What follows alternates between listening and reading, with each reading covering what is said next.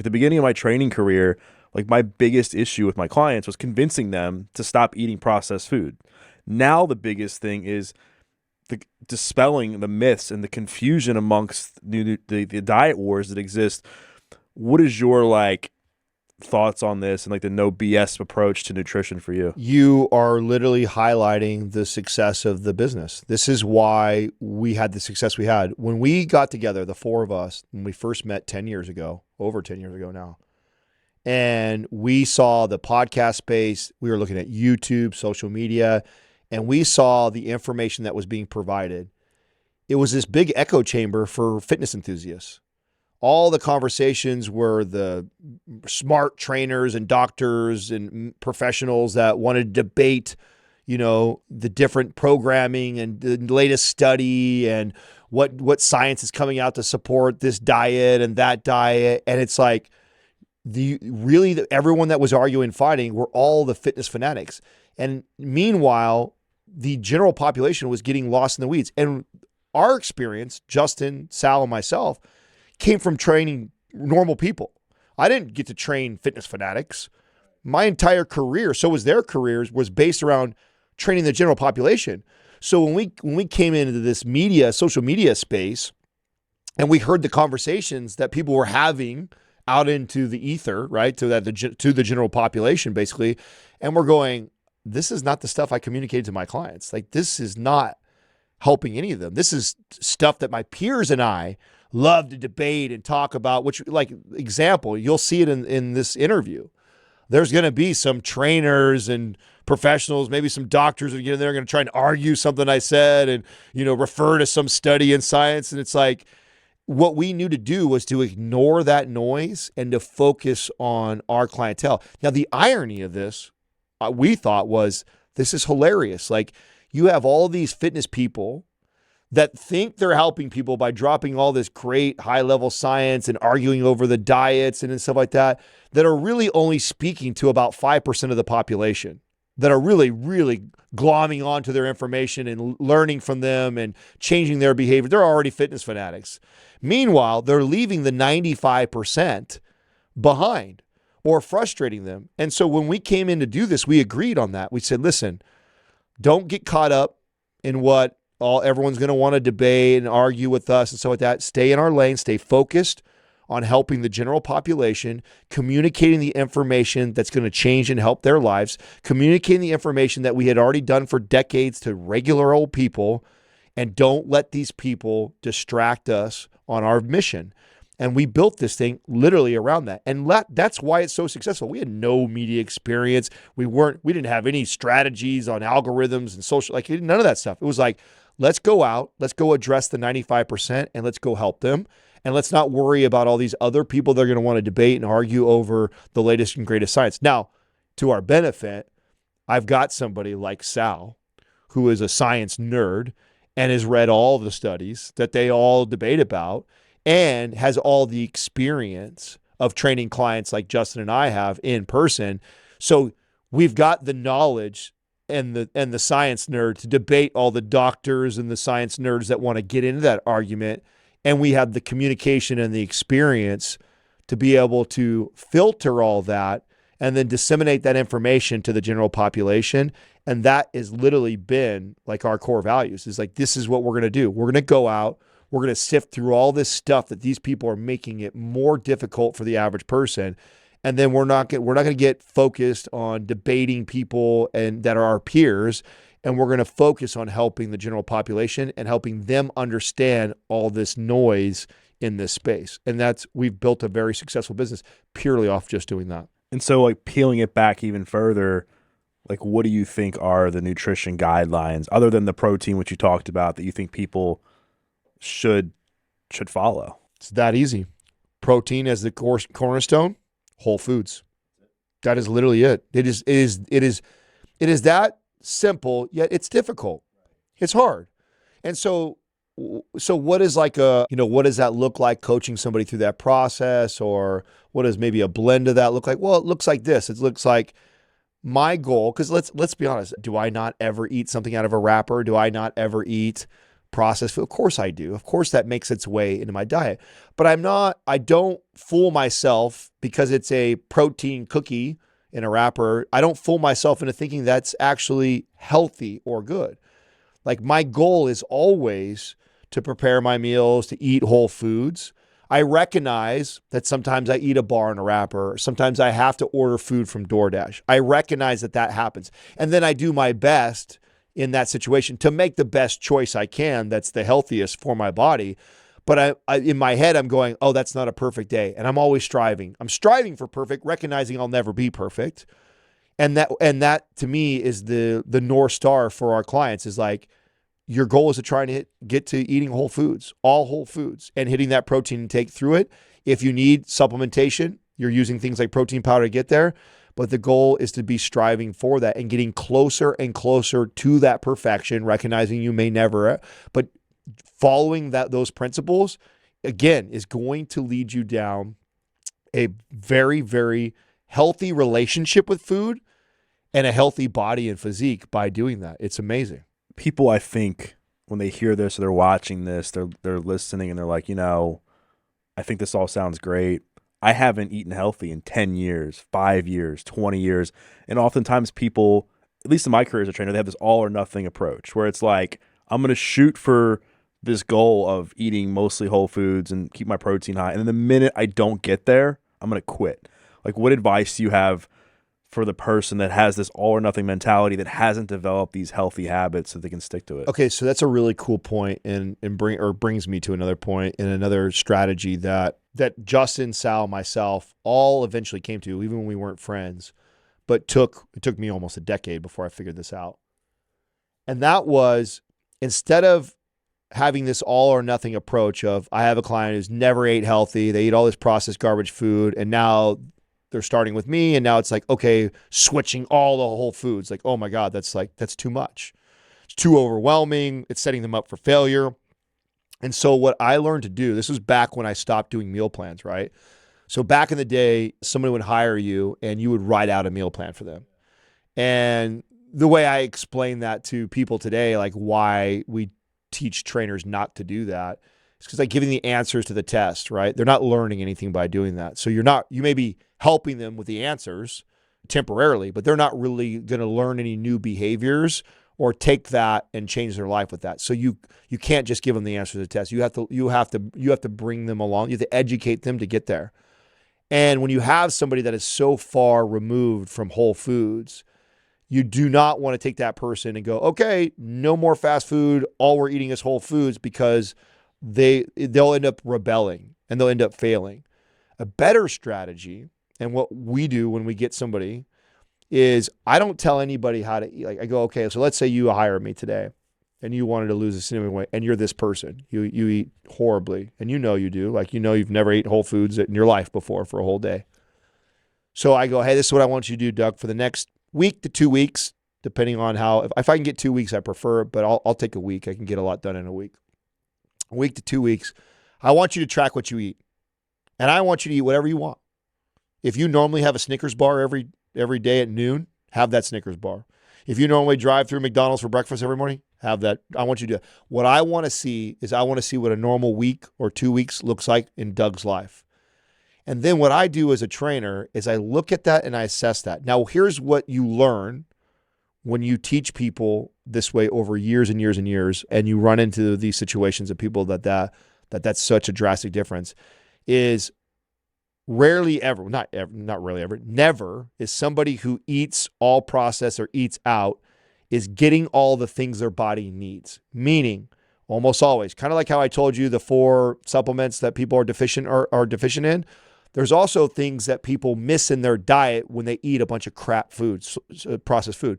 They almost always are missing on protein. They almost always don't get enough fiber. They almost always don't eat enough healthy fats. They almost always overeat saturated fat. They almost always are over-consuming in sugar. So now I've got 5 levers right out the gates that I see like are big misses. And instead of telling somebody, don't eat McDonald's for breakfast anymore, I'll tell them to go get something to add to the diet. This will cause issues online here because this is not nutritional science. This is behavioral psychology. This is understanding the behaviors of people that have this really bad relationship with food. And if I rip it all away from them right away and tell them to do this, I know they'll fail. So instead of telling them they can't and don't, I say, you know what I need you to do, Doug? All I want you to focus on, I'm not going to tell you to stop eating McDonald's. I'm not going to tell you to stop eating that Snickers bar. But our first step is this. We need to get you to 170 grams of protein a day, okay? So for the next week or two, that's all I want you to promise me is we hit that. So I'm not going to tell you don't do McDonald's, I'm going to tell you that, but let's go after 170 grams of protein every day. And you're like, wait a second, I can still have my Snickers bar or my, like, yeah. So long as you get your protein, that's all I care about. So that's where I want your head to focus on is just go get that. What this does is it does not put them in that tailspin of I can't or I want to rebel. It's like, he ain't telling me I can't have this. Okay, I can prove to him I can go get it. Now, what I know from my experience is when someone actively goes after 170 grams of protein, good luck eating a Snickers bar, ice cream, McDonald's. They're like, what ends up happening is something's got to give. They're going to have somewhere where they normally would have made this bad choice. They now have to go actively after this high protein, better meal. I also know that protein is very satiating and hard to get, lots of grams of protein. So they'll have to go after it. And what will naturally happen is that other stuff will fall off. And so I'm telling them to go do that. And then 2 weeks goes by and you're crushing, we're hitting it and everything like that. And you're loving it because I'm not telling you can't have anything. And now I do the same game again. I assess the diet. Now you're hitting protein like crazy, but where else is he missing? It's like, oh, we're still not getting enough fiber in the diet. Again, not going to tell you not having it. I'm going to say, this is what I want you to do now, Doug. We're going to add 2 cups of broccoli or whatever your favorite vegetable is because I want to get your fiber up. 2 cups of broccoli to your day every day. You're hitting the protein intake, stay the course. We're doing great. You're crushing it. I can tell already you're starting to build muscle. You're getting stronger in the gym. We're celebrating your wins. Now the next hurdle, next thing we're going to do is let's add 2 servings of vegetables a day. Here's your choices. I'll give them some choice in it. Can you do that? Yeah. Wait. I can still have my Snickers bar. Or I can, yeah, I'm not going to tell you can't have that. But as long as you do this, and then I'm going to do that to them. And then what ends up happening is over time, as I tell them to go after these things, it starts to fill the space of those bad choices they had before. And the reverse psychology that you're doing on them by not telling them they can't have something is huge, paramount to their success and them not rebelling, them not giving up, them not feeling like a failure. That way, if they do end up having that Snickers bar, they do that thing, they don't feel like, oh my God, I failed my trainer. No. Our goal is just this, just focus on that.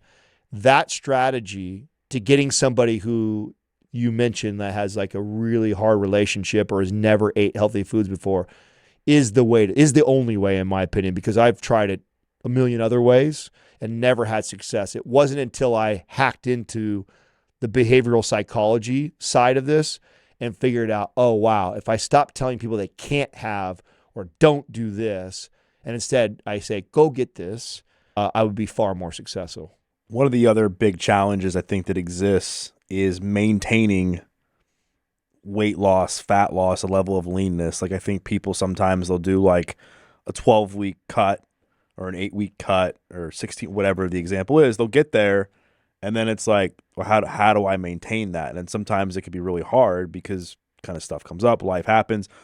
What have been some of the things that have helped some of your clients or even yourself as a pro bodybuilder like maintain a certain level of leanness without like losing your mind? That's because they did it wrong. That's why the way this conversation started with the maintenance to increasing calories to building muscle when your goal is fat loss is so paramount because of that exact reason right there. Because if you take somebody, okay, let's keep using you, Doug, as an example. Let's say you want to lose 30 pounds and I assess your diet and I see the way you're eating and you're only eating, say, 2,500 calories. I mean, we could pull you all the way down to 1,000 calories or 1,500 calories and you will lose weight. I mean, that's science. But what will eventually happen is you'll adapt. Now, let's pretend like you actually got to your goal. You know, let's say you went down to 1,500, you lost some weight, plateaued, then you dropped down to 1,200, lost some weight, plateaued, then you dropped to 1,000, lost some more weight. Now you hit your goal. You're at your leanness, but you're eating 1,000 calories a day. You're training 5 days a week. It's not sustainable. And so what ends up happening is you don't maintain that leanness. It goes right back on. And that was because you did it wrong, because you started this whole process. And there are some people that can discipline themselves to actually push their bodies to that extreme to actually get to that goal. The problem is they'll never keep it because it's not a sustainable place to live. And this is why when I get you, if I were to build your metabolism up, and let's just say, using hypothetical numbers, I ramp you up to now eating 3,500 to 4,000 calories a day, and you haven't lost any weight yet, but I've got you eating 3,500 calories, but no weight's come off the scale. I have had massive success with you. Even though we're not anywhere closer to your 30 pounds off the scale yet, I've got you eating 3,500 to 4,000 calories, because what that tells me is I can now take Doug from 4,000 to 3,500 for a couple of weeks, then from 3,500 to 3,000 for a couple of weeks, and then 3,000 down to 2,500 for a couple of weeks, and then and then this whole time you're just losing weight. And when you get to your goal, you're at a place like 2,000 to 2,500. It's a sustainable place. It's a place where you can have a little bit of balance in your diet, where every once in a while you enjoy a night out where you have a glass of wine and it doesn't throw you way over your calorie intake. But if you just start cutting and adding activity right out the gates, this is where people end up. They end up in a place where they're doing the most activity they possibly can, and they're eating the least amount they possibly can, and it's just not sustainable for long term. It's not a realistic place to live. That is why you have to do it the way if you want to be successful, you have to do it the way that I'm saying. Otherwise, you end up in that place you're saying where they get lean, but they're in a place they can't sustain. Right. And every so often I'll share a post online where I share a photo of myself with lifting my shirt up, and I'm incredibly shredded. Like every ab, I mean, I must have like 12 pack, just pop all my abs, my abdominal muscles, my obliques, everything's showing. But it was one of the most miserable times of my life. And I know we touched on this in our last conversation, but I think it's an important thing to kind of bring up again, is the importance of improving the relationship with yourself and how you feel about yourself internally while you're on this journey, because otherwise this getting lean, losing body fat becomes a drug. Talk about the importance of that. As a trainer, you always know when you get somebody like this. They'll say things like, I just want to lose this weight and I'll be happy. Or I'm so depressed because I'm fat. They say things where because of their weight, they're this way. Or if only they were here, they would be happy. And when you hear that as a trainer, it's at least for an experienced trainer, it's like an alarm bell goes off for you, like, oh, no. Like, and right away that you have to help this person with their relationship with themselves, because nobody gets lean and becomes happy. You become happy and then maybe you get lean, but you don't get lean and then you get happy. And I think that's what happens to a lot of people, is they think that the weight is what's causing them to be unhappy. No, there was something that made you unhappy, therefore you put on the weight. Therefore you didn't have a good relationship with exercise and food. And until you learn what that is, the root cause of what caused all the weight. Because let's compare this. And I know that you have some experience with talking to people with like addiction and things like that, right? And you have somebody who is addicted to a drug. A lot of times when you're addicted to a drug, it's not just the drug isn't just the problem, right? Many times they have some underlying trauma that they're using the drug to medicate or run from that trauma. And even if you get them off, say the cocaine or the heroin or whatever drug it is, if they don't solve the trauma or the root cause of that, they just trade one addiction normally for another addiction. I'm sure you've seen this before. When you get somebody who is obese or is put on a lot of weight for a long period of time, you're seeing the exact same thing. It's only manifested in body fat, and the drug is food. And so the same thing applies, though. Just me fixing the food isn't going to solve that person's happiness. They have to figure out what got them there in the first place, whatever trauma, whatever makes them not love themselves to allow themselves to get to that place. And it's not them getting to a certain weight. It's actually them solving that, which a lot of times good trainers will have relationships with therapists and work in conjunction with them. Like later on in my career, as I pieced this together, I always had like a therapist at a phone dial away, so that when I had a client like this that I knew I wasn't qualified to really help out. Now, over time, I think I acquired the skills to help manage and help somewhat, but that's not my profession. I know that. And if I got somebody like that, I would always encourage them to work on that first, because, or at least in conjunction with me helping them with exercise. It's because I can only get you so far. I can push you and work you out and tell you all the best exercises and all the best supplements and write a meal plan for you. But if you don't solve why you got here in the first place, you're bound to go back there again or just trade that addiction for another addiction. And so I can't stress enough how important it is if someone's watching this and they're very overweight, they know it, they're unhappy with it, and they think that getting in shape is the answer to them feeling happy or better. I'm going to save them all the time and trouble. Don't do that, because you'll end up putting all that work and effort in there, and maybe you get there, but you'll find at the end that you won't necessarily be, until you put the work in on loving yourself. And this is a famous quote that Sal always says on the show all the time, like, exercise and train yourself like you love yourself, like you would love your son or daughter. Like, if you treated yourself the same way you would treat your son or daughter, you would be far better off. And what that means sometimes too is, like, I mean, you wouldn't give your kid, anybody who's listening who has a child, you wouldn't just give your kid candy for every meal just because they wanted it. So same thing with yourself. Like, you shouldn't just, because you have urges or cravings, you don't give in to those all the time just because you want it. No different than just because your kid would love ice cream for breakfast every day, you wouldn't give it to them. Why? Because you know you're not loving them. You're not loving them by giving them that food like that. That's not healthy for them. That's not the way to loving them. So the same way, you have to learn to love yourself. And part of that journey is working on that trauma, figuring that out.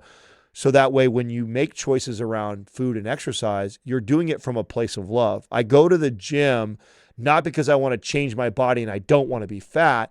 I go to the gym because I love myself and I want to take care of myself. And I want to be the best, healthiest version of me, because that is the best version of me. I'm a better dad. I'm a better partner.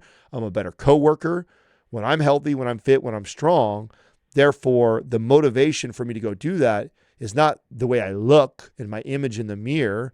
It's the way I feel and the type of person I am when I take care of myself. You've got to get to that place if you're going to be successful. So you've talked about that, the relationship to yourself, and then what you covered in the beginning as far as being like non-negotiable things you must do in the context of building muscle, getting lean, losing body fat, etc.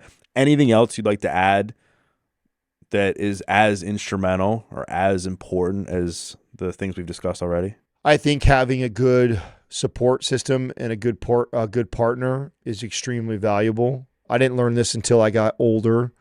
When I was in my 20s, if I had to make a list of like, oh, the perfect woman or the perfect wife, I had these attributes. I don't think on that. I thought because I was this trainer and I was so health and fitness minded, like, I don't need someone like that. I'll take care of that for us. I'll be the fitness person. But I'm human. And I've dated people that they don't care about it the same way I do. And I'm easily susceptible to going down their path of bad choices and behaviors and things that aren't serving me and aren't taking care of me. And I've also trained so many couples where the partner is not health conscious, doesn't care about it, and they do. And that's really, really tough. And so for the young listeners that are listening, I would definitely consider that if I'm looking for a partner, that if you value that, if you value your health, you value taking care of your body, exercise, eating properly, then finding a partner that values it as much or more is probably a really, really important trait if you're going to be successful at it. And then seeking out those type of friendships and relationships. I give this advice a lot when I talk to other entrepreneurs that are looking for mentorship and like building their business.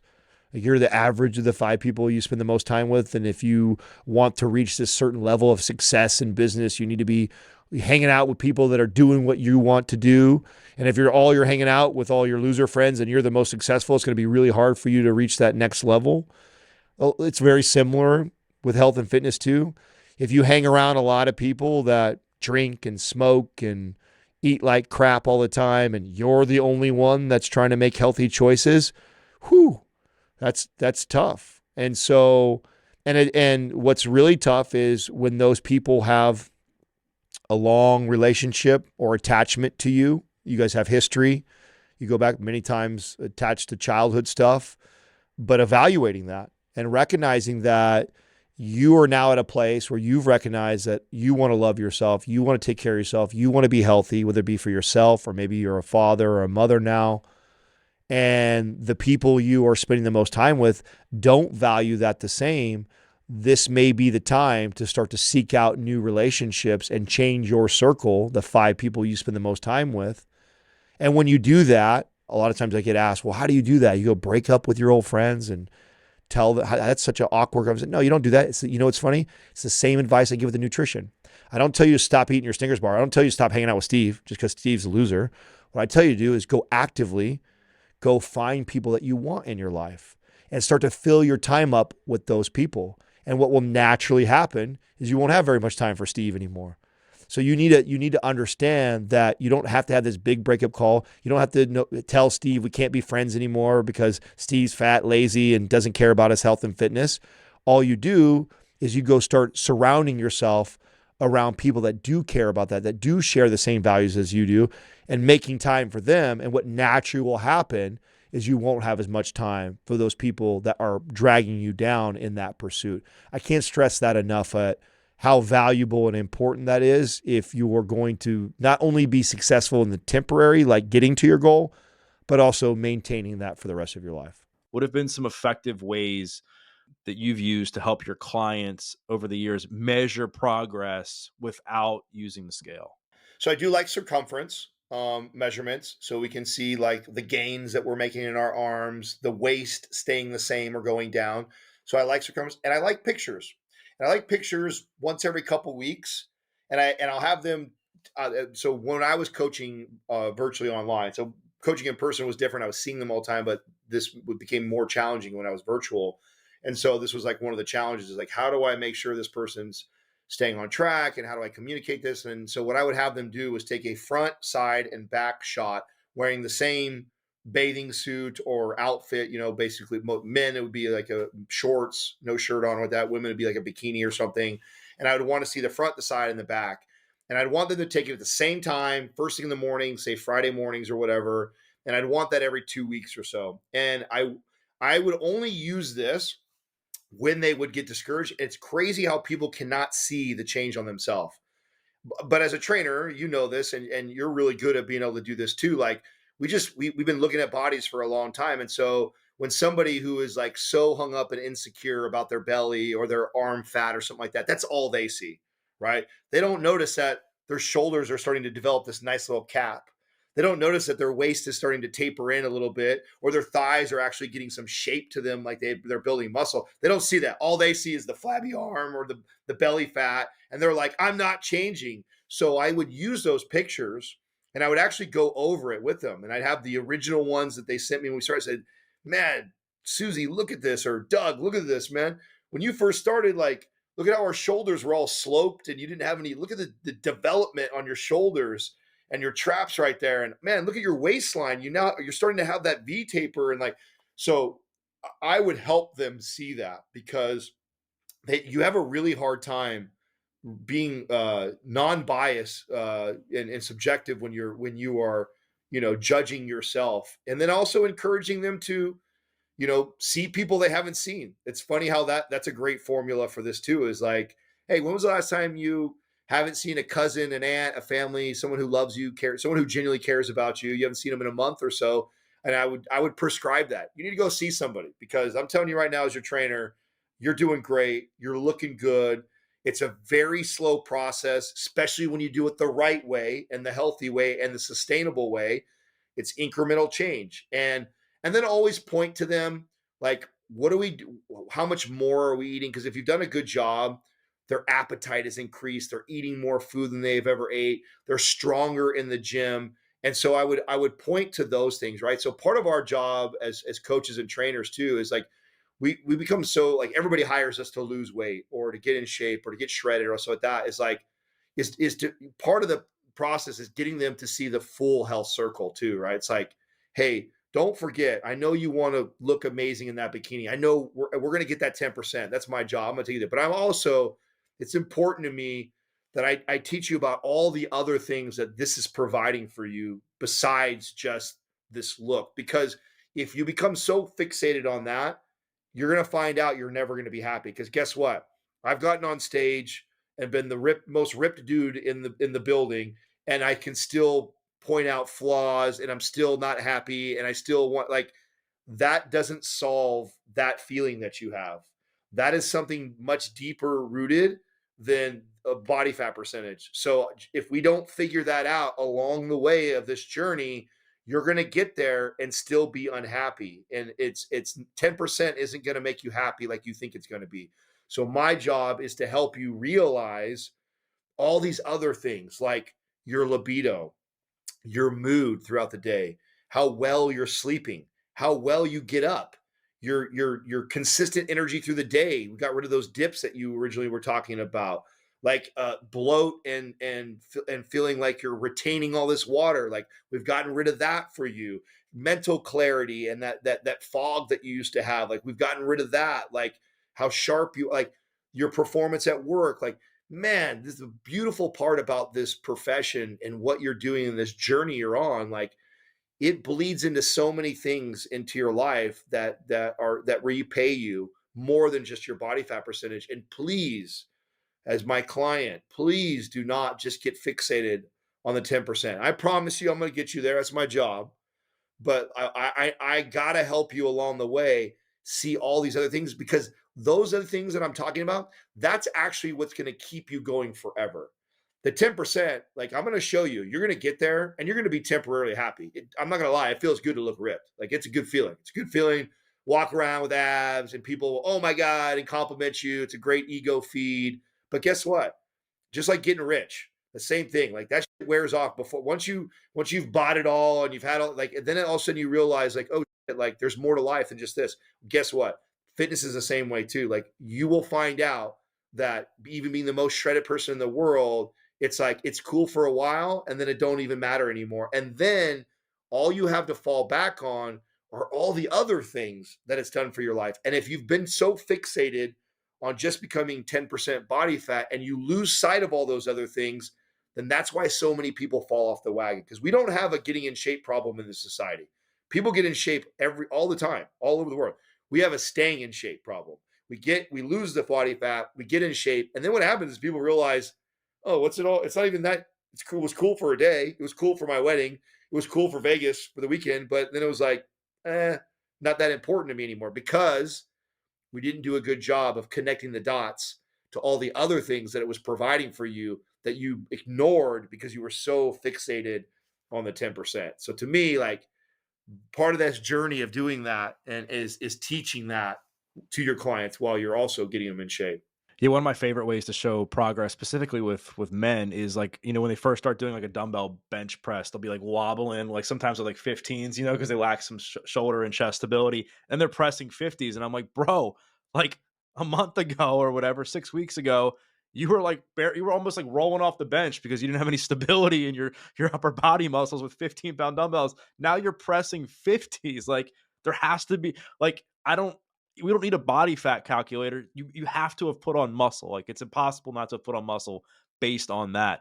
And and you're right. Like people they fall out of love, I think, with the process. They get so excited at first to start this journey, and then once things kind of settle in, they're like, how do I stay consistent? How do I not fall off the wagon?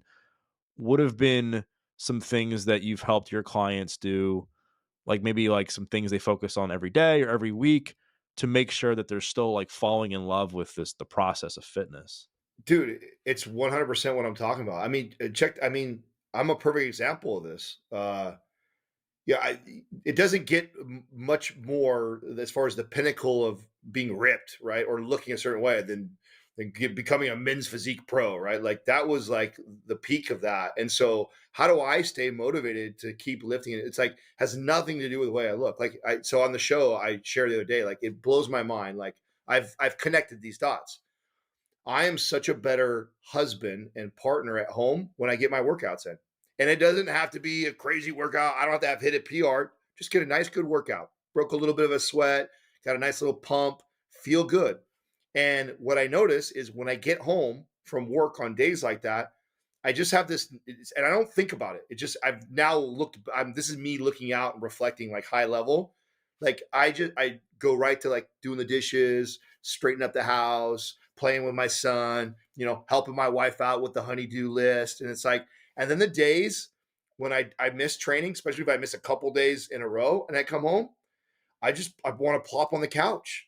And then I don't want to get up and wrestle with my son. And like, then I'm looking over at the kitchen and I'm like, oh, I need to get over there and clean. I don't want to do it right now. And like, it is wild, like how different I am around the house. And so I've connected my training to being a better father and a better husband. And that's really important to me. That's the place I'm at in my life right now is like, I all I think about is being a great dad, and all I want to give my partner is to be an incredible husband, right? And so that's part of what motivates me, and so I train that way. So when I lift, I'm not in there going like, oh, I got to hit this PR, or I got to stack more. It's like what I'm thinking about is like, man, I get a good lift in right now, and I'm going to feel so good today. When I get home, I'm going to be a good dad. I'm going to be a good husband, and so and that's my thing, right? So maybe you don't have a kid, and maybe you're not married. So it doesn't have to be that. So maybe you notice you crush work. And by the way, every client of mine that I've ever had that is on point with their training and their diet and like that, they've all told me like, man, I'm way more productive at work. I'm way better at my sales job. I'm way better at whatever it is you do. When you are a healthier, fitter version of yourself, you are better at everything. So take whatever it is you like to do. By the way, it could be a hobby. It could be a snowboarder. You could do whatever it is that you do. The healthier version of you is better at that. And so you just got to you have to learn to connect those dots. And so a good trainer does a good job of like finding that out about a person, right? So like you and I, we've probably trained everything under the sun, from an engineer to a teacher to an athlete to like a student to, so if we do a good job, like we're learning about them and the things that make them tick, right? If I got this high performing CEO who's not married, doesn't have a kid, I'm not going to talk to him about working out makes me a better father, and like that's why you should do it. Like he Right, don't right. give it. But talking to him about how much he's crushing it at work, and like, hey man, how when you run those meetings, have you ever connected the dots? Like, and I used to ask stuff like this, like, because I would know this about my clients, like, oh, big meeting he's got on Friday, right? He's got to speak to 300 people, or maybe he's got some big multi-million-dollar deal they're negotiating. Like, I'm training him, and then I'm talking to him afterwards, like, hey, can you tell a difference when you have those big meetings like that, like the way we trained this last week and your consistency around it? And always, when you help them make that connection, they go, "Oh yeah, you know what? Now you say it, like, yeah, no, I felt good. I felt real good going in this one." Or, they weren't training, and you help them connect the bad dots too. Like, hey, we kind of fell off for a couple of weeks. How's work been, or how are those meetings, or how those things? And they're like, "Oh man, Adam, I'm dragging ass, and I'm just sluggish in sales right now." And so, that's the key. The key is figuring out what makes this client tick. What are their passions, whether that be their home life, their hobbies, their work, whatever it is that they're in there doing, and then showing them and teaching them how much better they are at all those things when they're a healthier version of themselves, and getting them to say, this is why you're going to do this. You know why? Because that's a love. That hobby you do, you're probably going to do that for the rest of your life because it's a hobby, it's a passion. So let your training dictate, or let your training inspire you to be better at your craft or your hobby, because you're going to do that forever. And so, but getting 10% body fat, that's like a moment in time, or like getting shredded for a show. It's a moment in time that will come and go. And that's not what's going to keep you training forever. And by the way, if you're so fixated on the way you look, and that is because, by the way, we have examples of this all over on Instagram of coaches and trainers that are obsessed with the way they look. Those people are still broken. They're training from a place of insecurity. They're training because they're still so insecure with the way they look that they have to do those things, and they've presented to you in the world like they've got it all together. but they're just as fucking broken as the 30% body fat guy, maybe worse. And so you got to help them understand that too. Like all these people that we celebrate and we put on pedestals, like they're so special. It's like, nah, most of them are fucking massively insecure and they're running from something and they're so afraid and so insecure that they've become obsessed with the way they look, and they're not truly happy. They're not truly balanced. They're not truly healthy. And so, yeah, my job as a trainer when I'm training these clients is to teach them all that, right? Because they don't. A lot of them don't think that. I didn't think that. I didn't look at the fittest people, in the world and think that they were massively insecure. I learned that over years or decades of being in this space of like, oh shit, they're some of the most broken people. Yet all of my overweight clients look at them and think that they're so special. And I'm like, and so helping them realize that too, like, hey, be careful what you wish for. Like those people, just because they walk around with abs year round, do not think for 1 minute that they're happy or have it all figured out. Like that's not true health. True health looks like the ability to stay healthy, stay fit, but then also be able to enjoy a nice dinner with your wife and have a couple glasses of wine and not feel like you have to count your calories and your macros, and to miss 3 or 4 days in the gym but still be okay and still stay healthy because you've learned that when you miss those days of working out, those aren't the days you also eat your dessert. Those are the days that you stay a little more tight on the diet and you don't eat like, and like you've learned true balance. You've learned how to utilize food and enjoying those things with your family and friends, and still balancing it with staying healthy and fit. And like that's the place I want to get you, and that's what I'm always trying to communicate to my clients, is connecting those dots. I've had multiple like emotional rock bottoms in my life, and outside of my addiction, emotional rock bottoms in jail, my biggest emotional rock bottom was when I was like 5% body fat and had like every ab and was super shredded. And I thought that being that would get me like the hot girls and a great relationship and vanity and status and validation and security, but it just made me more broken. Like just like you said, like I was the guy that like was chasing that, and I was even more pissed that I mean at that time more than I was when I was even doing drugs, because I felt like this was going to be something that was good for me to be like this ripped because it was like legal. I was like, God dang it, I've been chasing after the wrong thing for so long. And it's like you got to keep drinking out of the cup, and you got to fill the cup a little bit more and a little bit more each time to get the same feeling. And I felt that way, and it wasn't until like I started to unpack like why I was chasing that I started to have a better relationship with fitness, because I was the guy traveling on planes with chicken and broccoli, and I wasn't even competing. Like I was the guy that wouldn't go out with my friends and eat because I was worried that I was gonna like not be able to see my abs in the morning. So I totally relate to and get what you're saying, in that like sometimes the some of the most ripped people on the internet are just as broken, if not more broken, because they have like this body dysmorphia, which is incredibly hard to um to break. I mean, it's super hard. So thanks for bringing that up. It reminds me a lot of my financial journey. So I had the same insecurities around money and thought that when I reached a certain dollar amount that I would be this happy person too. It's funny how both those things are so similar.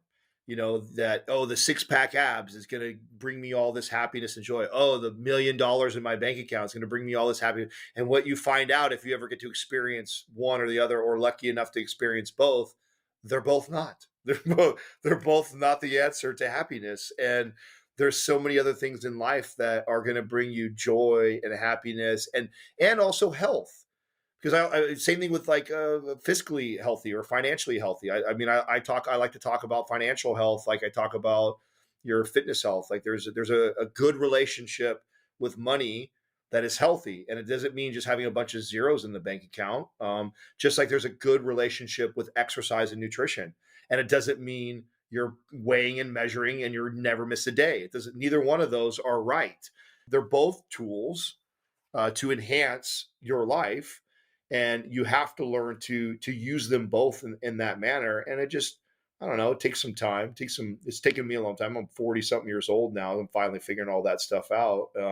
But our jobs as trainers is to help fast track our clients there, right? Is to help paint that picture for them, because just imagine, you and I are fitness professionals, and yet we were blinded by it for a long time, right? Or we fell into the traps ourselves. So just imagine the average person who absolutely has no idea, who really thinks that all those people on Instagram are the healthiest people. Like they still connect six pack abs and looking awesome as healthy. And what you and I know from our experience and all the people that we've met is like, oh my God, not only is that not true, it's almost the complete opposite. Like when I got into competing, one of the things that I was blown away by it. I saw more.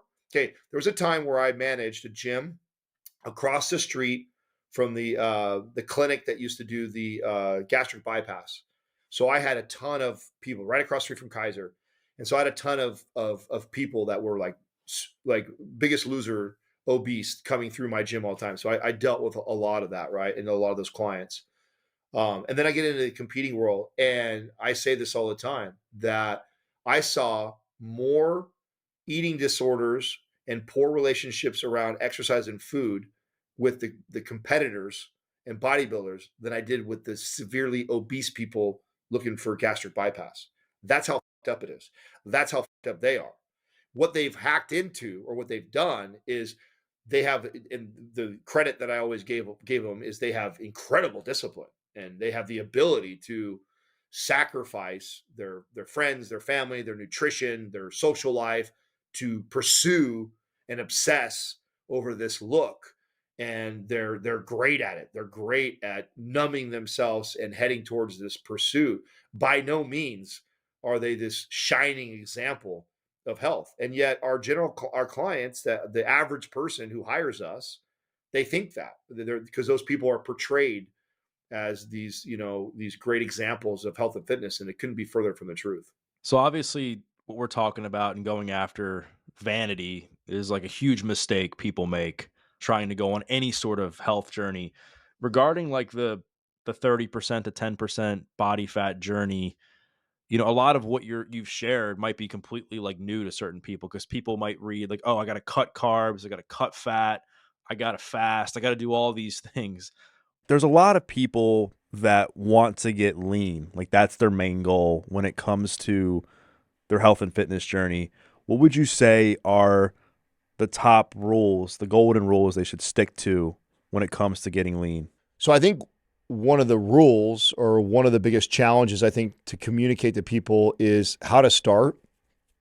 I think everyone's pretty familiar with the law of thermodynamics, calories in versus calories out. Most people understand that in order for them to lean out, to lose weight, that they need to eat less calories than they burn. That's a pretty known fact. Now, the problem with that is that most people have yo-yo dieted their whole life or a long period of time, or have tried several crash diets to lose weight in the past, and or added all these group classes or running marathons or cardio bunnies, we used to call them in the gym, in order to create this deficit. And what happens over time is the body adapts to that. It adapts to how low of calories you're eating. It adapts to all the activity you're doing. And if it's done that many times throughout your life in the pursuit of getting leaner, and then you come hire me and you're like, Adam, I want to lean out, I actually normally send you in the opposite direction you're normally ready for. And this is always a tough one to communicate. And what that looks like is actually eating at a caloric maintenance or even a surplus and going and building muscle first. And the reason why that's so important is this person is in a place normally where their metabolism has slowed way down from yo-yo dieting, crash dieting, doing these cardio type classes or exercises or marathons to burn all these calories, because the body is really efficient. And if you throw this low calorie diet and all this activity, initially you might see a little weight loss, but eventually what happens is the body goes, oh, Doug's not going to feed me any more food and he's going to make me run every day. I need to learn how to survive. My body needs to adapt. And what that means is, in other words, my metabolism needs to slow down. And this is normally when someone comes to me and they need help.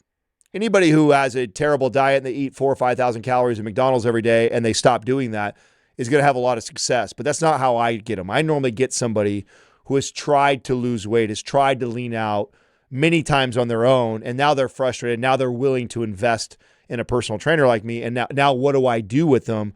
Well, the very first thing I do with them is I need to speed up their metabolism. And I do that through a calorie maintenance or even a surplus, and actually focusing on building muscle, getting stronger. That way I can increase their metabolic rate so that in the future, when I decide to reduce some of their calories, they're in a much more sustainable place. And one of the things you and Mind Pump are known for is giving no BS advice. The last episode we did super well with my audience, and I think it's because you gave this no BS approach for how somebody can go from like 30% body fat to 10% body fat. And I think when people talk about getting lean, at least in my experience, it's like, okay, I want to build muscle and lose fat. Or I want to, if I'm a big person, I have a lot of muscle, I want to just lose pure body fat. Like, how can somebody build as much muscle mass as possible while trying to lose body fat at the same time without sacrificing muscle mass? Well, here's what's cool.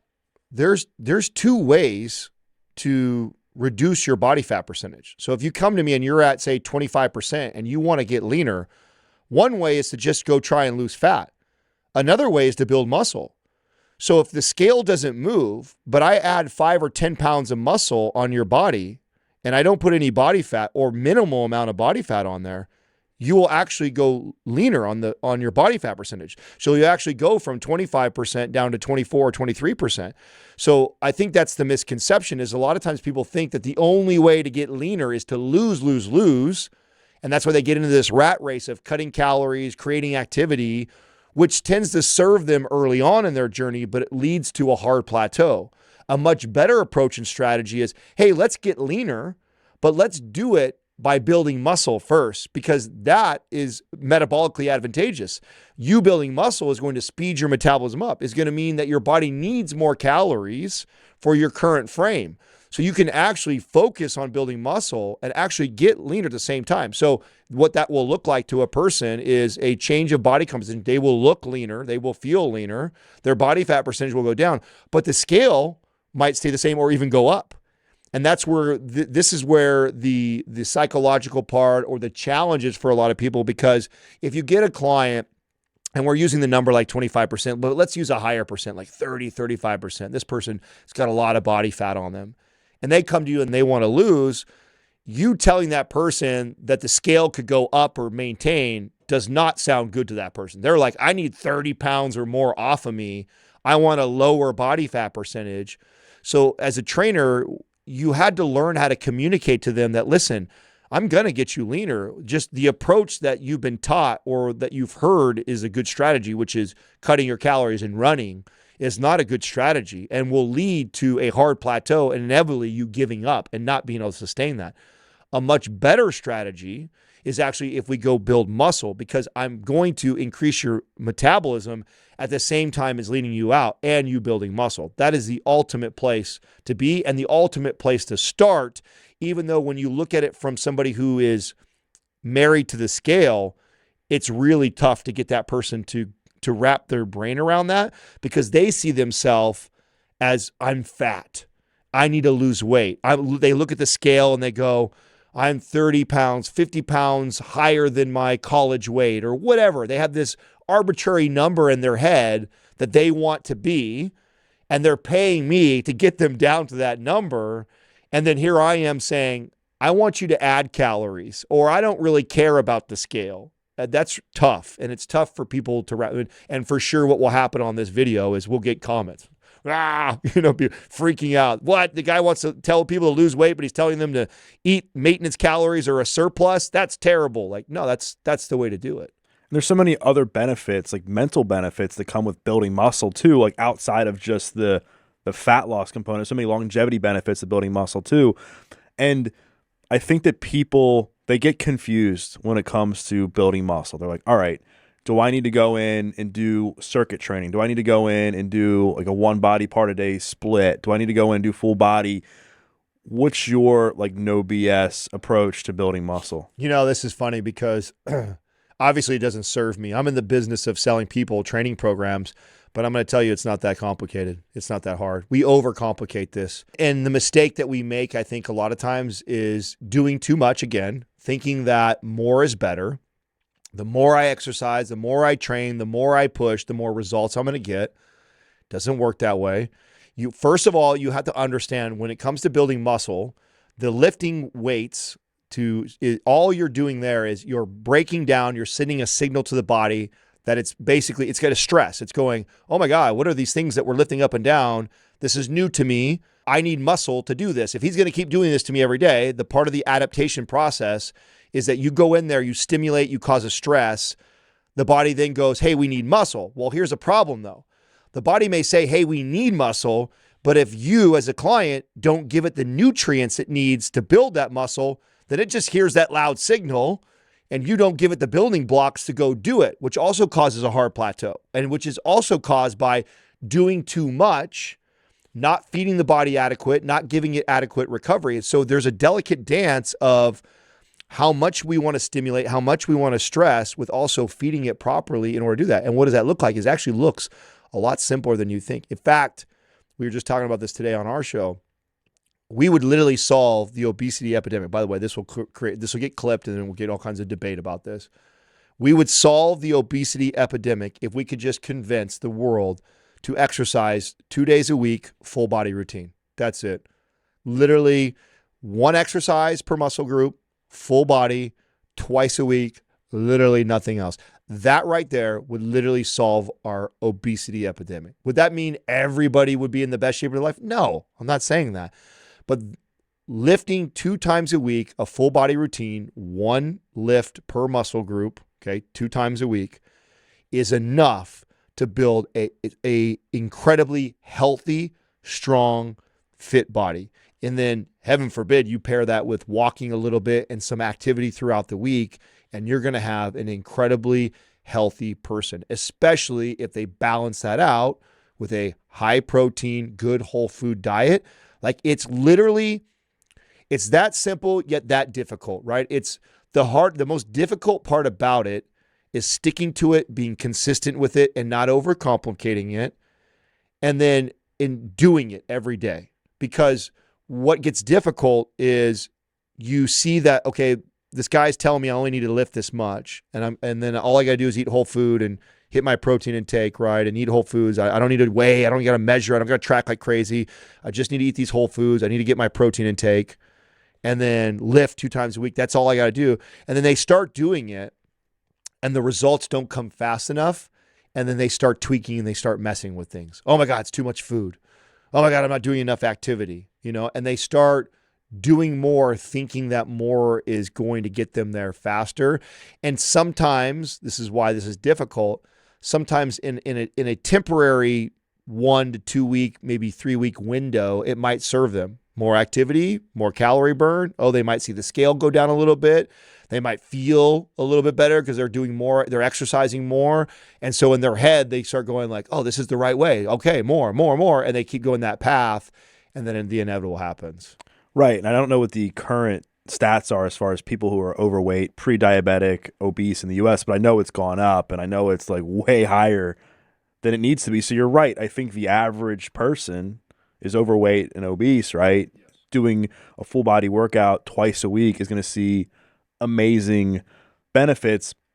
I think people can even be confused with this when they hear full body. It's like, well, does that mean I just go in and I can just do like a leg extension for my legs? I can do like bicep curls for like, so what I'm getting at. You could, let me simplify it even further for you then, because I see where you're going. Yeah, okay? To make sure that somebody's being effective with these workouts. I'll even be even more straightforward, even more simple, even more basic. And I promise you, like we could literally look at like the big 5 lifts, right? Squat, deadlift, bench, row, overhead press. We could, instead of even looking at it like a full body routine per muscle, let's not even look like that. Let's do those 5 lifts, practice those 5 lifts 2 times a week. So you literally go in, you do each one of those lifts for 3 sets. 3 sets of somewhere between 5 reps and 15 reps. You choose. You can stick to 5 for a while, then change to 10, then change to 15. We can get into the why you want to undulate, why that's like really complicating things, like simplifying it as easy as possible. This is what I tell my mother, my father, my family members that I'm trying to get in the gym. Like, here's the 5 lifts, practice them 2 times a week, 3 sets of each of them. 5 reps or 15 reps, you choose. You're feeling strong that day, lift heavy, lift 5 reps. You're not feeling so strong that day, lift 15 reps. You're somewhere in the middle, lift 10 to 12 reps.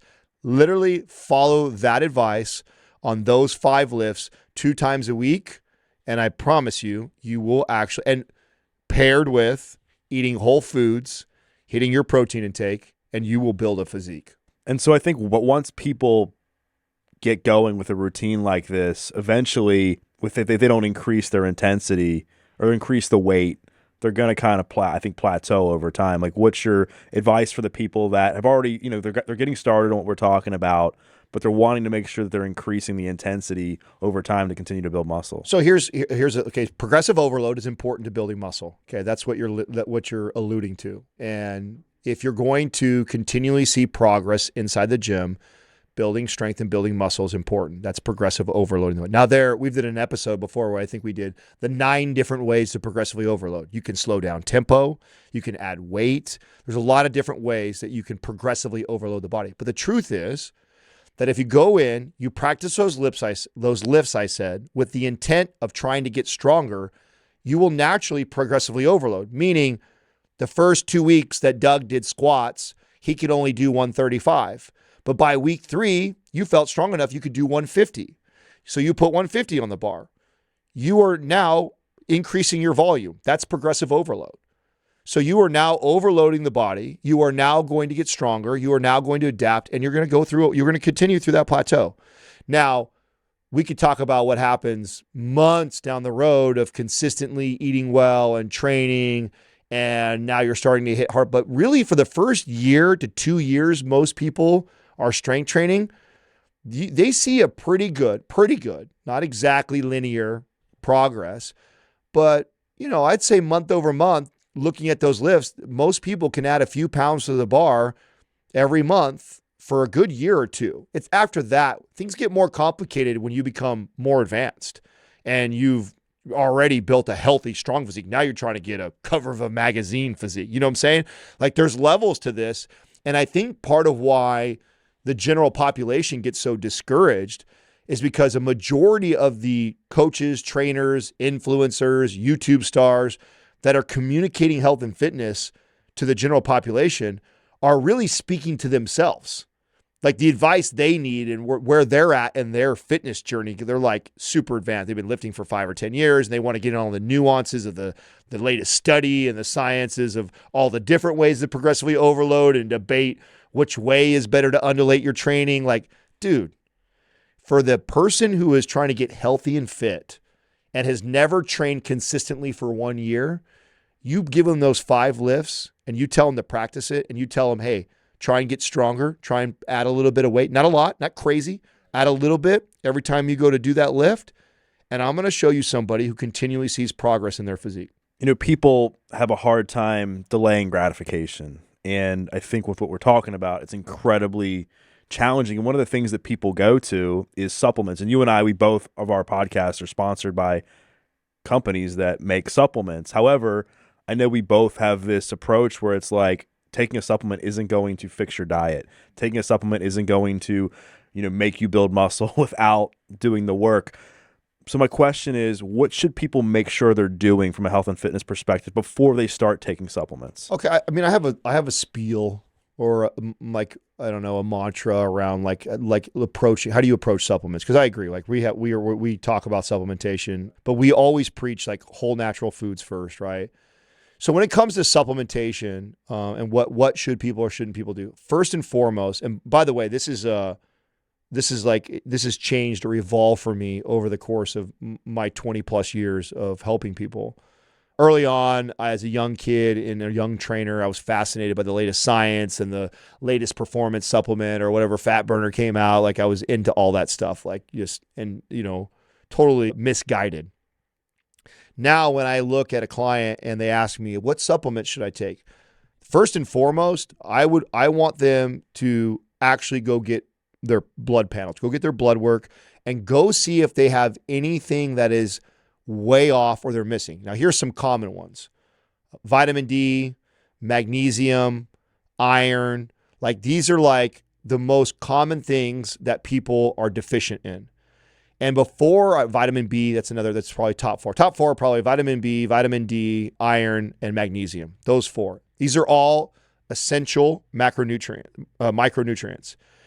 If you are deficient in one of the things that your body needs, like one of those four, which by the way are all very super cheap supplements to buy, you are far better off supplementing for that than trying the latest peptide or performance supplement or whatever. So that's where I say go first. And why do I say that? Because those four are essential, which means they're necessary for you to have a healthy operating body.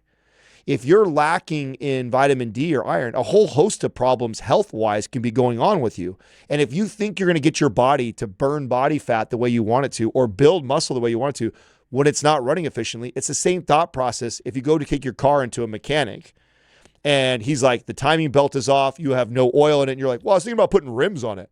What do you think? Will that help? Or a spoiler? Will that help me be fat? It's like, fix what's going on, what's wrong with the engine before you even think about any of these other accessories you want to give to it. Supplementation is like that.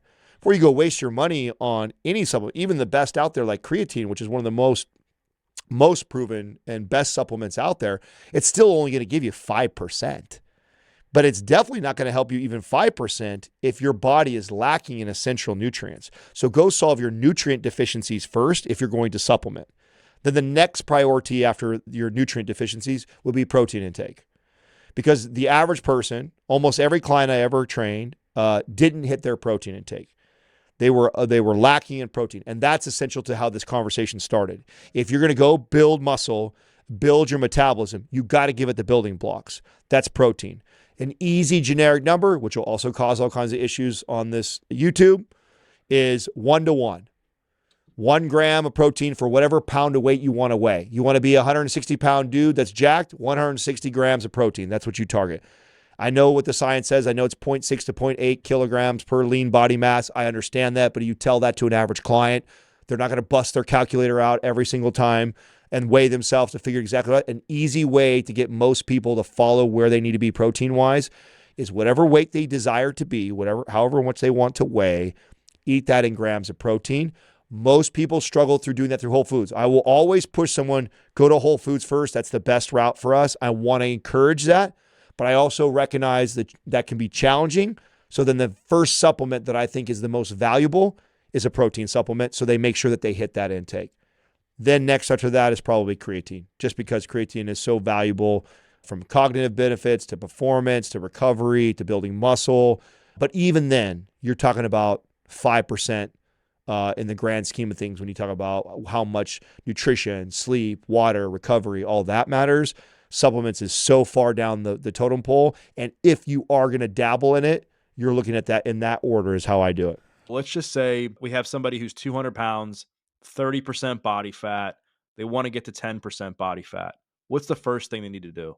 Okay, so the first thing is we want to optimize health, right?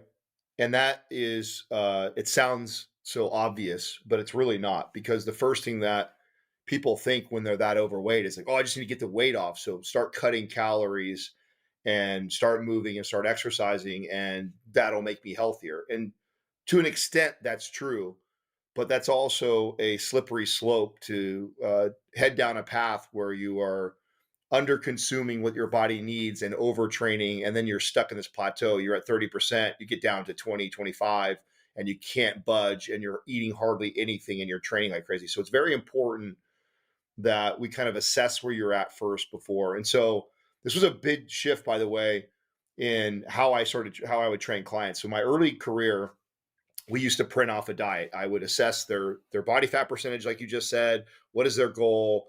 Their age, their sex, how much they move, and I would spit off this diet. Like, this is what you should eat. Like, completely threw that way a way of training, and it turned more into this. So if you were that client, I'd say, all right, Doug, for the next week, this is what I want you to do. Before we dive into this drop in this body fat percentage, I actually want you to track your steps, to track your sleep, and to track your nutrition. And what I mean by all three of those is don't try and impress me. If you don't go for walks every day, don't go fucking take a walk just because I'm having you track it right now.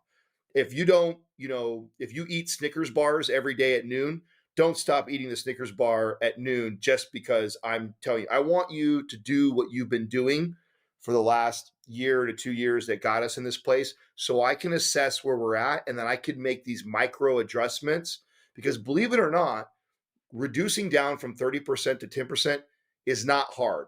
Now don't confuse that with it's not hard in the sense of what we need to do. It's hard to be consistent and stick with it and follow it through, right? But as far as the principles, the things that we're going to do, it's actually not as hard as you would think it is. Getting below 10 is when things get really challenging and really tough as far as tweaking macros and getting crazy.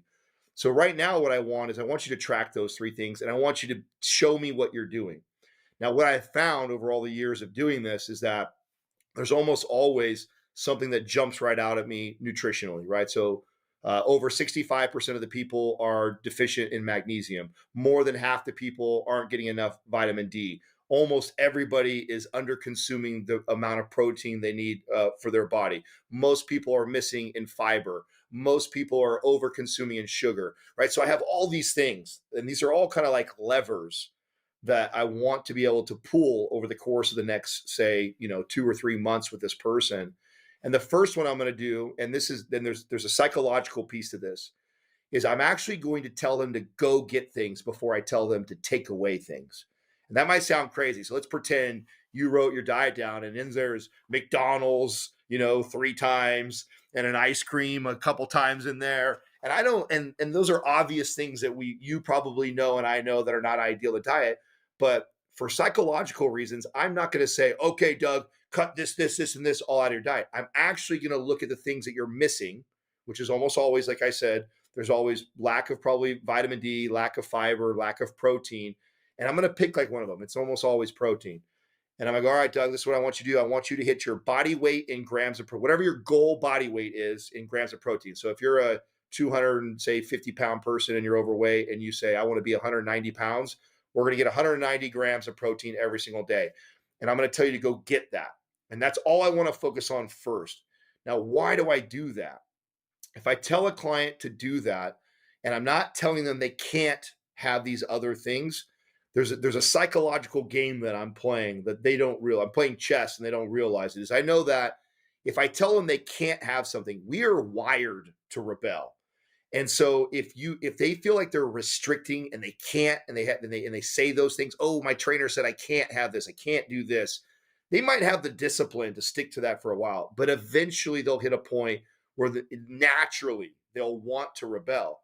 Versus if I say, hey, Doug, you got to hit your protein intake. That's all I want you to focus on every day. Let's be consistent with that. Let's not miss that. What I know will happen is it is extremely difficult to hit your protein intake every single day while also consuming all this other, because all that other fills up your calories, fills up your diet, and you end up lacking in the nutrients like protein that your body needs. And so by me simply telling you to go after this protein intake, I know that naturally it's going to cut that out. And I know the power of the psychology of not telling you can't have those things, but just having you focus on it. It's so magical how this happens, right? So that's like step one. And right away, if we're coupling that with lifting weights, and I normally will start this person off with 3 times a week, full body training. Just, and there again, there's some psychology to that also, right? Like I know that in the course of the next year that we're going to be training together, there's going to be days that person misses or there's inconsistencies. And I know if I'm hitting the body full time, 3 times a week, even if it was a rough week and we only get there 2 times a week, we're still hitting the entire body twice. And so all those muscles are getting worked. All those muscles are getting a signal sent to them that they need to develop, they need to grow or sustain. And so I know that that's one of the better ways to start almost anybody off with their training. So 3 days a week, full body training, and we're gonna hit the protein intake. That literally is gonna take that person in the first month 30% down like 5-6%. You'd be blown away just that alone. And then I'm looking at the other things nutrition. I'm gonna go, okay, let's add, 2 bowls of your favorite greens, right? You like Brussels sprouts, you like asparagus, whatever it is. Again, another strategy of me cleaning the diet up by adding things in there. I'm not telling them they can't have the bag of chips with their sandwich. All I'm saying is, hey, we need to get this bowl of vegetables also. We need to hit that protein intake now. Those are your 2 targets. And I'm starting to add things into this diet, knowing it's naturally kind of carving off all these things while I'm also lifting weights, sending a signal to the body to train. Mind you, I'm also considering I don't want to necessarily put this person in a major caloric restriction either. Like, I actually don't even want to manage calories quite yet. I know they're naturally going to get managed by changing their food choices because eating, 6 to 8 ounces of meat to get to their protein intake is way less calories than them eating a bag of Lay's chips that is tons of calories, tons of carbs, and saturated fat, and hardly any protein. And when they get that out of the diet and they replace it with that steak, it's like they get this fulfilling high protein steak, and yet they don't get all these extra calories. So I already know that telling them to go after these foods without worrying about managing calories is going to naturally kind of shift the calories in the right place. Again, playing the psychological game to first hit that initial bump. So that's kind of where we start to get the first 5 to 8% body fat after that. Next, I'm going to start to dive into like their movement. Like I had them track those steps, so I have an idea. The average person, by the way, doesn't get more than 4,500 steps a day. That's the average person. Very rarely do you get, I will ever assess somebody and they're like doing 10,000 steps or more already. Like that's an anomaly. They're like a referee, they walk to work, or they have their, it's not normal, right? It's not normal to have somebody 30% overweight and also stepping 10,000 times. It happens, but it's rare. So that person's normally around 4,000 to 5,000 steps a day at most on average. Then I'm going to start getting them just to walk more. And I normally like to move it in increments of 1,000 to 2,000 steps, depending on where they're currently at. So now I'm going to get them to move a little bit more through steps. And we're hitting the protein intake. We're hitting our fiber intake. We're training 3 days a week. We're starting to build some muscle. If I've done a really good job, the scale doesn't move much. So with this person who's this overweight, after 30 to 45 days down the road, they're normally, by the way, discouraged. Adam, I haven't lost any weight on the scale. I'm still 200 something pounds, and they're frustrated. But when I test their body fat percentage, if I did a really good job, I've already dropped down 3 to 5 to 8% body fat in this short period of time, but the scale hasn't moved, which means that I've built 4 or 5 pounds of muscle and I've lost 4 or 5 pounds of fat, and then their scale has stayed the same. I actually only want to use the scale for me, not for them, to know if I need to make any sort of calorie adjustments. That is, if I see someone drop too much weight too fast, then I actually will pivot, and then I'll tell them to add even more calories because I don't want to see this dramatic loss. And some people might be going, what? That's what this guy is 30% body fat. They need to lose all this weight. Why would you not want? Well, again, our goal right now is to change body composition, to reduce body fat. And part of that process, I would like to build muscle along the way because that's only going to help our metabolism and only make the overall fat loss journey that much easier. If I just cut calories, move more, train hard, sure, I'll get a faster drop initially, but then your metabolism will adapt and then we'll have very little where to go versus if I don't move the scale much, but I add some muscle and I do lose some fat. So the scale weight stays the same, but I've added 5 pounds of muscle and I've lost 5 pounds of fat. That's a huge success after 30 to 45 days of training. Even 2 months, that's a massive success to have shifted our body composition that much, but not move that much on the scale. And that'll normally go 5-8% doing that process. And then after that, then it's getting them to gradually step more and move more, and over time, subtly getting their strength up because that's going to increase volume in their training, right? So if I can add 5 or 10 pounds to the bar every couple of weeks on their bench press, their squat, or their deadlift, that's adding volume. That increased volume will burn more calories, will send a signal to build more muscle, will acquire more calories that their body needs, which will in turn keep them heading in that lower body fat percentage. And it's literally that game all the way to 10%. It is constantly just adding a little more activity, a tiny bit more intensity. And that one way to increase intensity would be getting stronger in the gym, adding more weight to the bar, and adding foods to the diet. That's the one that really blows people away, where they think that doesn't make sense. Like I'm trying to lose body fat, but it is. It's adding foods that your body, what you should be eating. And what does that look like at the end? It's whole foods.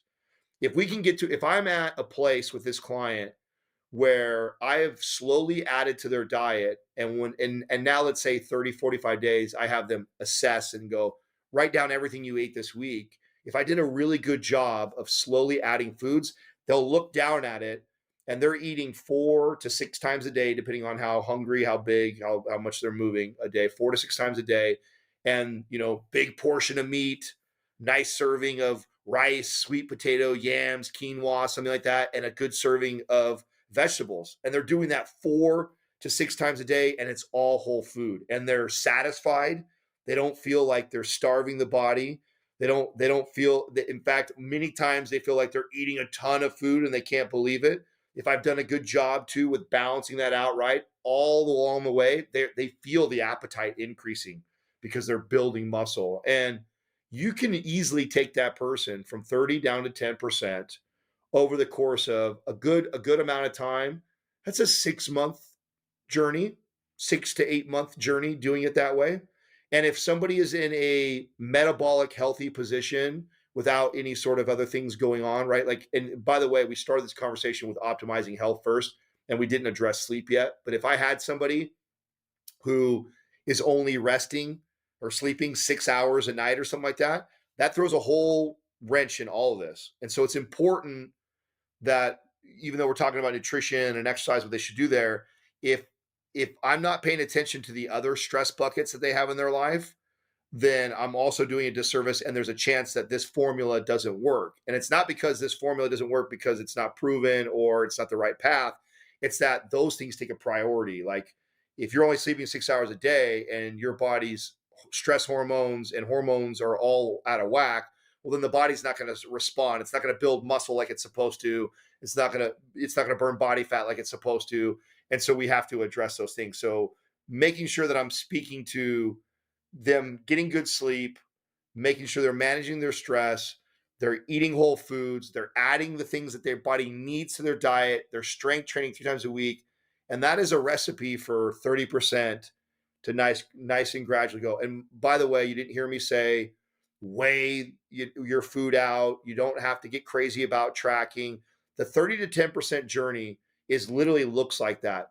The 10% to get me ready for stage. Now we're getting the scale out.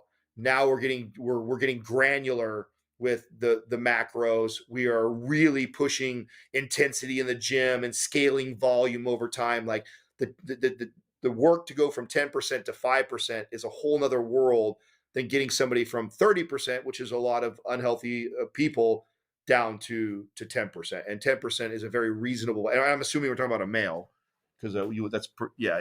So for people like you and I, we can see the progress of a client or the progress of somebody trying to do this when they sometimes can't because they're used to measuring progress by the scale. And we've heard you kind of mentioned this, that somebody might be dropping body fat, getting stronger, but because they don't feel like they're quote unquote lighter, they don't feel like they're making progress.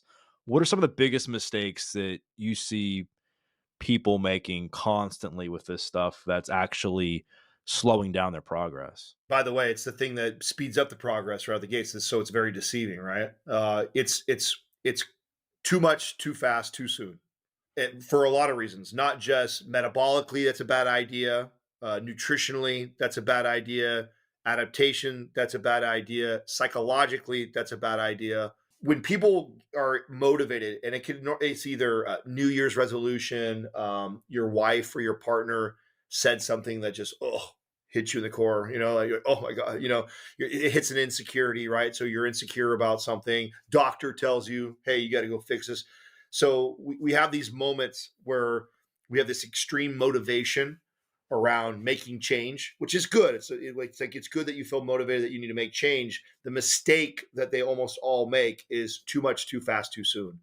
And what I would tell them is that, the goal should be this: is every time you do something in your life that like a health or a change, is ask yourself, like, could I see myself doing this forever? And if you go like, oh God, no, I wouldn't want to do this forever. Well, that's a real clear indication of like, this is definitely too much, too fast, too soon. And so you have to, and the way the body adapts is not the more you throw at it, the more results you get. Like our bodies are these incredible adaptation machines. And so the body composition change, right? So losing body fat, building muscle is there's a lot of science to it. It's not as simple as just do more and you get more. So that's what makes this really different. And that's the mistake that these people make, is thinking that way. So, and there's a famous thing that I say on our podcast all the time that it's gone all over the place, right? My goal is always to do as little as possible to elicit the most amount of change. So when I approach diet and exercise, I want to change as little as possible in my diet and my routine to elicit the most amount of change. So I'm always seeking for that. I'm always going, okay, and I'm always judging like that. So when I decide, like today, if I go lift after this and I'm going to go do a routine, and tomorrow, the way I will assess if I did it well, what it will be, I felt like I can feel that I worked out. So there's like this real mild, maybe kind of soreness from the lift the day before, but not bad at all. Like not at all like where I'm like, ooh, sort of the touch or sort of move, or it makes me walk different. If I feel like that at all, my reflection, and I still have this still happens to me. I go, God damn it. I did too much. I didn't need to do that. There was no reason for me to do that, because my body, if I do just enough to it, to that I more than what I was doing the day before, it will elicit change. It's a new signal. If you don't ever go for a walk and all of a sudden you walk 30 minutes every day, that will elicit change. If nothing else changes, only adding 30 minutes of a walk every single day, nothing else changes, it will elicit change. Well, then the body will adapt and then you won't see change. And then you have to do another thing and then another thing and then another thing. Same thing for the diet. If you have this diet all over the board and you're eating all this bad stuff, you're not, and then all of a sudden you go, hey, I'm going to hit my protein intake just for that, it will elicit change. And so they go way too hard. So I want to do these little incremental changes in the diet and in my training and just slowly build on that and build. And also there's a psychological piece to that. It's like you're building wins. So if I give a client, just because I can handle all this training and I'm all motivated, like, and by the way, young trainer Adam used to do this where someone would come in, they'd be like, oh, Adam, I got a really busy life. I can only commit to 2 days a week of training. I'd be, oh, come on, you can't find a third hour or a fourth hour to get in the gym. And then I do the whole, like, there's 24 hours in a day and you sleep this much, you work, you know what I'm saying? Like, it was so bad. Like, that was Yeah, I did it that too. I was the did it type of too. training. Yeah, I did it Yeah, too. we're all guilty of that, right? Like coming from the motivational, I need to motivate this person to be in the gym. Such a terrible approach. Opposite approach now. Someone goes, Adam, I can only do 2 hours a week. I'm like, perfect. Great place to start. Let's just start with 2 hours a week. That's excellent. Sure. Are you sure you can do two? You want to start with one? And I'll even go the other direction. And they're like, oh, no, I could definitely do. Okay, great. Let's start there. And I would start there. And then if they weren't doing 2 hours of training before, and now I got 2 hours of weight training, and I'm also impacting the way they potentially their nutrition. Oh my God, I can show massive change in somebody's body by just strength training full body 2 times a week and making good food choices. By the way, I could take that 30% body fat person down to 10% by doing that. In fact, Sal's story of Doug and how they met is that Doug was a chronic overtrainer and wanted to be ripped. That's why he hired Sal. And Sal moved him all the way down to 2 times a week. And Doug built more muscle and got more shredded than he'd ever been in his life in his mid 40s training with Sal. And that's their story. And it was 2 days a week. That's all they trained. And he made sure he had his protein intake, fed his body, took care of his sleep, and his body responded and changed. And so that's the mistake, is doing too much too fast. And so I would caution people and say, hey, let's commit to this, and then we'll add a little bit, then we'll add a little bit over time, and you're way better off than making that decision when you're super motivated. You mentioned that going from 30 to 10 is essentially, if you do the right thing and kind of follow the approach that you're talking about, it's essentially smooth sailing, and you really don't have to make major adjustments until you're trying to break 10. Do people tend to hit a plateau when they hit like 20% or 15%? Have you noticed that? Every individual is different. And yes, like and because I've been doing this a long time, there's like different levers that I tend to know to pull. Like for example, Katrina helps a lot of her girlfriends out, right? Because obviously she's been with me for a long time, and so they always come to her, right, for advice on training. And so this just happened not that long ago. She came to me and she's like, "Hey, Danielle's like she's plateaued and she's doing everything you've taught me to teach them, and she's hitting her protein intake and this and that, and she's just not seeing results." And I know the person, and so I kind of know her personality, and so she's the type of client that I would have that is timid, probably way stronger than she realizes she is. And so I remember telling Katrina, I said, "When was the last time you worked out with her?" And she's like, "Oh, I haven't trained with her at all since she's been following her for." I tell her, I said, "Go lift with her." And I said, "Go squat and deadlift and see if she's pushing herself." I said, "I bet she's just putting the weight on the bar, the same weight on the bar, and she's not really trying to push weight anymore. She's just comfortable with what she's doing." And sure as shit, Katrina's like, "Oh my God, Adam, she was literally doing 135. She was doing 185 by the end of the workout. Like we added 80 pounds to her squat just by Katrina encouraging her, like, you could do more than that. Let's put more on." And boom, she like rocketed through that plateau. And so with some clients, it's that tends to be more of a female trait. Guys, sometimes they're doing more than they should. Like, oh, like, oh, Adam told me just to do this, but I'm going to go do this also, So I got to assess what they're doing, right? They're extreme. Oh, if Adam said do this, I'm going to do that and this. Or he told me only to cut these things out, I'm going to cut this and cut that. Or I'm also going to go for a run on Saturday too. Like, and they like to like overdo it. So, and they tend to run higher stress levels. They tend to disregard sleep. And so sometimes adjusting something like that, like it's normally smooth sailing. If we feed the body what it needs, whole foods, we strength train 3 days a week, we take care of sleep and hydration and the basic things, and we're an overall healthy person, hormonally, blood panels, everything like that. If that's all normal, it should be really smooth sailing. But there are little like tweaks, and it's normally my women, it's convincing them they need to push more. Normally, it's my men having them not do more than what I tell them to do. Another one, if you weren't following my programming, it would be program design. So that's a common one too, which I would also say with guys, because guys are I mean, this is guys and girls, but I mean guys even more so. I feel like love to do the stuff they're good at, because they want to impress the chicks in the gym, and so they do the same shit all the time just so the girls can see how much weight they move on the whatever machine or whatever exercise.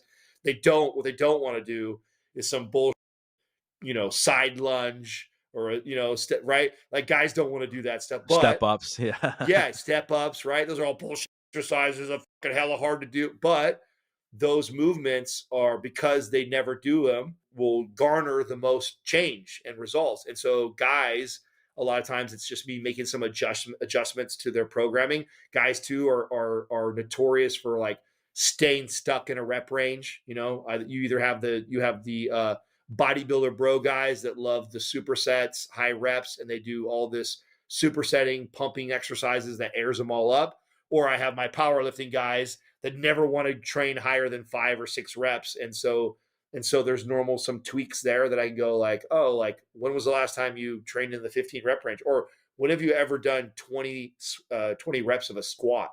And most of them are like, oh my God, I've never. I'm like, okay, let's do that. And so normally I can make some adjustments, programming that will break through some of those plateaus if we have a plateau. One of the biggest adjustments I've made in my own workout program, and I've done a couple of the mind pump programs. I think the last one I did was anabolic, which I really liked a lot because it changed what I normally do. Because normally I'm the guy that's like push pull legs, 3 on 1 off. I'm even doing that for a while just because it's just my body seems to respond well to it. But like doing some of the mind pump programs has actually just helped me because I mean I don't have to think about it. I go and I'm like, all right, this is the routine for today. I trust these guys. I want to support them. They're my friends, and I know how to push myself with sets.